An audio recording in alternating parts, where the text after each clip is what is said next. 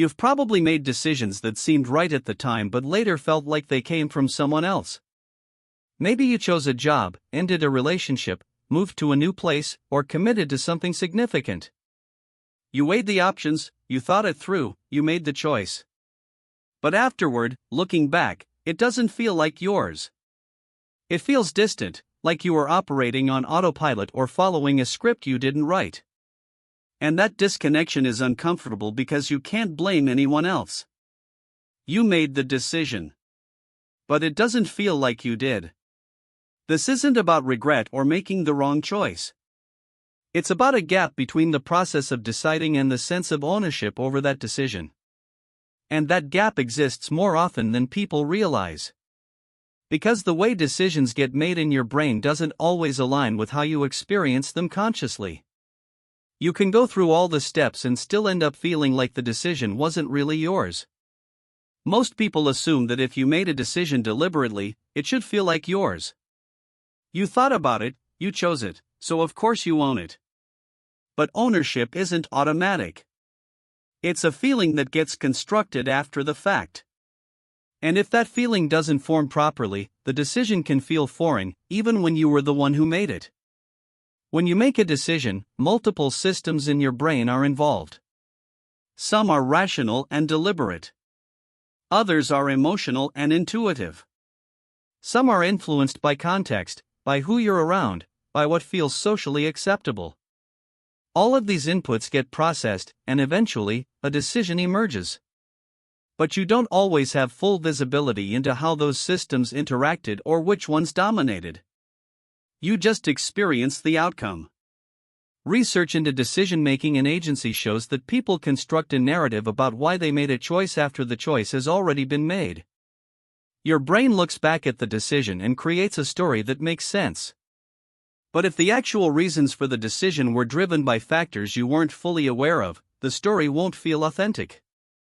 And when the story doesn't feel authentic, the decision feels disconnected. Let's say you accepted a job offer that checked all the rational boxes.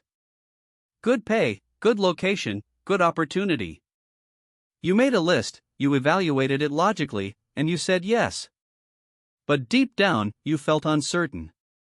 Maybe the work didn't align with what you actually cared about, or the environment didn't feel right. You ignored those feelings because the logical reasons were strong.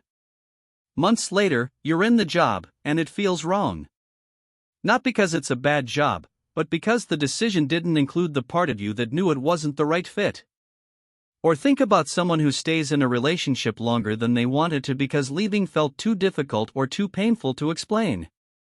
They decided to stay, but the decision was driven more by avoidance or external pressure than by genuine desire.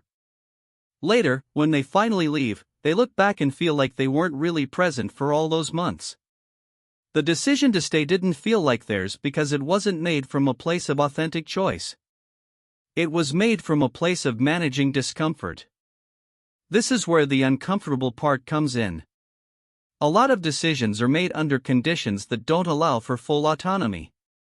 You're tired, you're stressed, you're trying to please someone, you're avoiding conflict, you're rushing, you're overwhelmed. In those states, your decision-making shifts. You're not choosing based on what you want or what feels right. You're choosing based on what's easiest, safest, or least disruptive in the moment. And those decisions, even when they're technically yours, don't carry the same sense of ownership. Studies on self-determination and autonomy suggest that people feel more connected to their decisions when those decisions reflect their values and are made under conditions of relative freedom.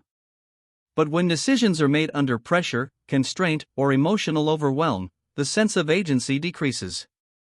You still made the choice, but it doesn't feel like it came from your core self. It feels like it came from a version of you that was just trying to survive the moment. There's also the issue of overthinking. When you deliberate too much, the decision becomes less about what you actually want and more about what seems defensible. You're trying to make a choice that you can justify to yourself or to others. And in that process, you lose touch with your intuition or your genuine preference. The decision becomes intellectualized. And intellectualized decisions often feel hollow because they're disconnected from your emotional truth. Research into analysis paralysis shows that excessive deliberation can actually reduce decision satisfaction. The more you analyze, the more you second guess, the more you try to optimize, the less confident you feel in the final choice. And when confidence is low, ownership is low. You made the decision, but you're not sure it was the right one, so it feels tentative. And tentative decisions don't feel like they belong to you. They feel like compromises or placeholders. Here's the thing that makes this so disorienting. You can't always go back and redo the decision. It's done. You're living with it. But the disconnection remains. You're carrying the consequences of a choice that doesn't feel like yours. And that creates a strange kind of resentment, not toward anyone else, but toward yourself. Or toward the situation that forced you to decide under conditions that didn't allow for clarity. This doesn't mean every decision has to feel deeply aligned or that you should only make choices when you're in a perfect state of mind. Life doesn't work that way. But it does mean that some decisions will feel more yours than others. And the ones that don't aren't necessarily wrong. They're just the result of a process that didn't include all of you. There's also the fact that context shapes decisions more than people realize. The version of you that makes a decision at work is different from the version that makes a decision at home. The version that decides something while anxious is different from the version that decides while calm. And when the context shifts after the decision is made, the choice can feel like it came from someone else. Because in a way, it did. It came from a context-specific version of you that no longer exists. This doesn't mean you're fragmented or inconsistent. It just means that decisions are made by the self that's present in that moment, under those conditions. And if those conditions don't represent your baseline state, the decision won't feel fully aligned when you look back on it. So if you've ever felt disconnected from a decision you made, this is probably why. It's not that you weren't present or that you didn't choose. It's that the decision was made under conditions that didn't allow for full ownership. And without that ownership, the choice feels like something that happened to you rather than something you did. Understanding that doesn't undo the decision. But it does make the disconnection less confusing. And sometimes, that's enough.